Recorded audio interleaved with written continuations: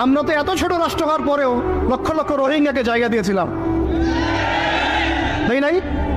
আমাদের ভাইরা 10 টাকা 5 টাকা 20 টাকা করে তুলে তোকে খাইয়েছে, ত্রাণ দিয়েছে, সরকার সহযোগিতা করেছে, বিভিন্ন এনজিও কাজ করেছে, করে নাই? আর তোমরা এত বড় বড় মুসলিম কান্ট্রি আমাদের ভাইদেরকে জায়গা দিতে পারলো না? তোমরা ওদেরকে এই অবরুদ্ধ একটা জায়গায় 22 লক্ষ মানুষকে বোমের খোরা খাওয়ার জন্য ছেড়ে দিলা।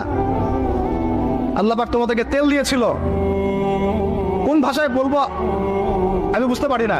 আল্লাহ পাক এদেরকে তেল দিয়েছে, তেল, অয়েল, ব্ল্যাক গোল্ড। সবাই মিলে যদি বয়কট করে দেয়, ওদের একটা যুদ্ধ বিমানও ফ্লাই করবে না ইনশাল্লাহ। তেল ছাড়া কিচ্ছু করতে পারবে না ওরা।